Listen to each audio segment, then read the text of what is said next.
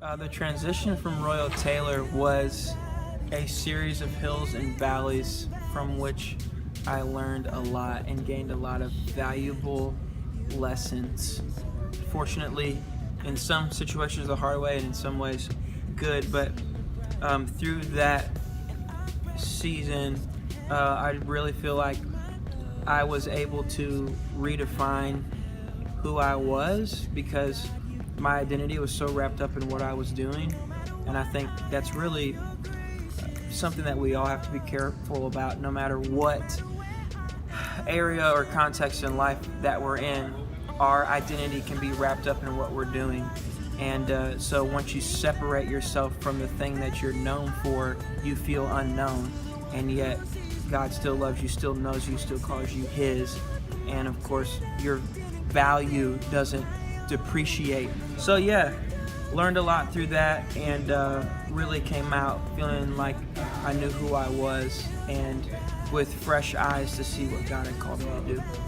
The heart behind Hills and Valleys is that we would all learn how to posture ourselves and our hearts through life's series of highs and lows, because the terrain of life can be very beautiful and it can be very treacherous. And this album was really inspired from a singular quote that said, I actually read it on Twitter, and it said to learn to stand tall in valleys and to bow low on mountaintops. And that has to be the posture of our hearts. And you know, I've heard a lot of messages and I've heard a lot of songs about God being the God of the highs and the lows, or the hills and the valleys, but never about how we're supposed to respond when you're in the valley, and how do you respond when you're on the mountaintop, when you're having a big moment in life, or experiencing success. So this whole album is a journey and a soundtrack through life's highs and lows. The response to Hills and Valleys has been more than I anticipated, but I'm grateful, that God is using the song, and I did have a certain level of expectation that this song and these series of songs would hit people right in the heart, because that was the intention when I wrote them and when we chose them for this album.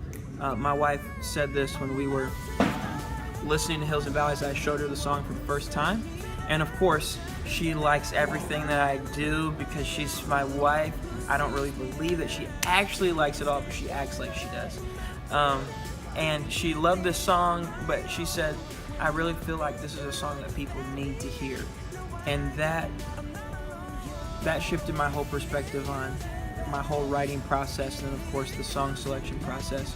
I only wanted to record songs that people needed to hear, not just songs that me and my friends like to vibe to and all that. I wanted to write the songs where you hear it on Spotify, you hear it on Pandora, you turn it up on the radio, and someone is driving in their car and saying, I needed to hear that today. And hopefully that's what we accomplished.